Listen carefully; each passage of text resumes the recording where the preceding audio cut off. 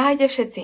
Pre tých, čo ma nepoznajú, volám sa Ela a aktuálne som výmenná študentka v USA. Dnes by som sa chcela rozprávať o tom, ako celý ten proces prebieha a čo by ste mali očakávať, keď teda pôjdete na výmenný pobyt. Výmenné pobyty sú skvelou príležitosťou spoznať novú kultúru, jazyk a získať nové skúsenosti. Ale čo všetko vás vlastne čaká? Dajte sa so mnou na túto cestu a zistite, na čo sa máte pripraviť. Prvá vec, na ktorú si treba dávať pozor, sú teda prípravy. Predtým, než sa rozlúčite so svojím domovom, budete musieť vybaviť veľa formalít, veľa papierovačiek, musíte si získať víza, cestovné poistenie a pre mňa teda aj očkovania. Keďže som chcela ísť do USA, potrebovala som asi všetky očkovania na svete, takže začnite to vybavovať skôr, že rok dopredu, aby ste mali čas všetky teda tie očkovania si dať, všetko vybaviť. Ja som musela písať asi 3 eseje, išla som cez agentúru teda. Musela som písať asi 3 eseje, list o svojom živote, spravila som video o svojom živote, o mojich aktivitách. Potrebujete list od nejakého svojho učiteľa, teda v mojom prípade angličtiny, aby sa dokázalo, že teda viete po anglicky a môžete ísť na teda výmenný pobyt. Čiže je tam dosť veľa papierovačiek a príprav na začiatku. Ale keď sa už cez toto všetko dostanete, čakajte teda už iba na umiestnenie a na teda hostiteľskú rodinu, ktorá si vyberá vás. V mojom prípade som si teda mohla priplatiť, kam by som chcela ísť, ale že iba štát. A to je bolo strašne drahé, že 2000 eur na teda výber štátu. A úprimne som strašne šťastná, kde som sa aktuálne dostala. Teda som v Missouri aktuálne. Teda pri príprave musíte dávať pozor aj na veci, ktoré potrebujete do školy. V mojom prípade sa mi školská edukácia ráta, ale pri niektorých výmenných študentoch to tak nefunguje. Čiže záleží, ako vám to dá škola a aké pravidlá má agentúra, aké teda požiadavky. Prvé dojmy. Keď dorazíte na miesto, nečakajte, že všetko pôjde hladko. Poprvé, môže vás prekvapiť, ako odlišné sú veci od toho, čo ste očakávali. Prvý deň bude určite plný nových zážitkov, záhad a aj šoku z rôznych kultúrnych rozdielov. To som si teda sama zažila. Ale určite sa stretnete s novými ľuďmi, či už zo školy alebo z komunity. Prvé dni sú trošku nepríjemné, lebo nikoho nepoznáte, ste úplne nová osoba v novom meste, nemáte žiadnych kamarátov, čiže je to dosť náročné.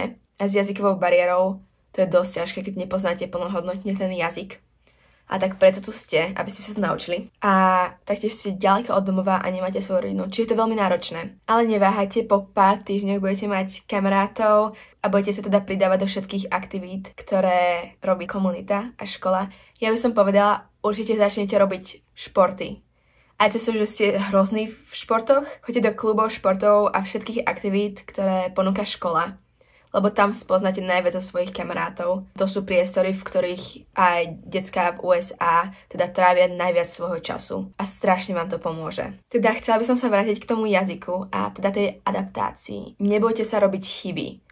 Že tí ľudia vám to nebudú brať za zlé a budú šťastní, že sa s nimi snažíte komunikovať. Veľa ľudí pravdepodobne niečo povie na váš prízvuk, ale mnohým sa to páči. Veľa ľudí má strašne rado nové prízvuky a sú strašne otvorení. Takže nebojte sa, čoskoro budete prekvapení, ako rýchlo sa začnete zlepšovať a niekedy sa jazyk prispôsobí priamo k vám a vy zrazu začnete rozumieť čoraz viac. Takže nejaké tie kultúrne rozdiely sú teda veľkým faktorom a šokom. Teda v USA sa zvyky a životný štýl líšia od toho, čo poznáte a môže to byť chvíľami náročné. Je tam iné jedlo, iné pravidlá, iné hodnoty, úplne nová rodina a neviete, ako to teda funguje.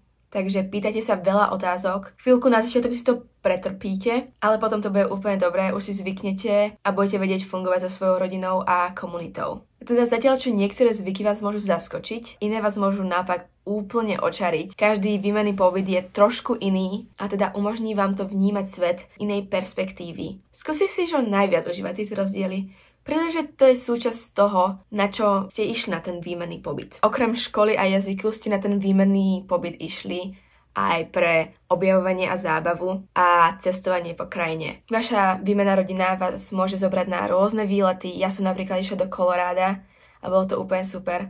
Snažte sa s nimi tráviť čas a keď keď niekam idú, tak vás pravdepodobne vezmú so sebou. Ale aj keby vaša rodina necestovala, vaša agentúra pravdepodobne robí kadejaké výlety do rôznych iných štátov a miest. Takže ak by ste chceli ísť, vždy bude tá možnosť poznať nové miesta, jedlá a tradície a strašne si to užijete. Taktiež v mestách zvyčajne býva viac výmenných študentov a váš koordinátor bude organizovať nejaké aktivity a kultúrne akcie, na ktorých sa môžete zúčastniť. Tieto aktivity sú skvelou príležitosťou na spoznávanie nových ľudí a užívanie si voľného času s priateľmi. Problémy a výzvy. Rovnako ako všetko na tomto svete, aj výmenný pobyt má svoje výzvy. Môžete sa cítiť osamelí a unavení, bude vám chýbať domov a rodina. Nevždy to pôjde podľa plánu a to je v poriadku. Dostanete sa cez to a budete si užívať svoj pobyt naďalej. Takže nezúfajte. Je to úplne normálne a vždy sa môžete obrátiť na svojho koordinátora alebo teda hostiteľskou rodinou či priateľov a získať podporu. Pamätajte, že tieto výzvy sú súčasťou procesu a nakoniec vás posunú ďalej. Na záver, výmenný pobyt je jedinečná skúsenosť, ktorá vás naučí nielen nový jazyk, ale aj o sebe a o iných kultúrach a o svete ako takom. A keď bude cesta plná víziev, tých momentov, ktoré vás prekvapia a obohatia, bude oveľa viac.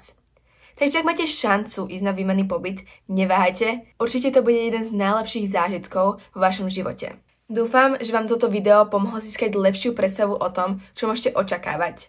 Ak máte nejaké otázky, pokojne ich napíšte do komentárov. Nezabudnite sa prihlásiť na odber, ak chcete vidieť viac podobných videí a držím palce vo vašom výmennom pobyte. Čaute!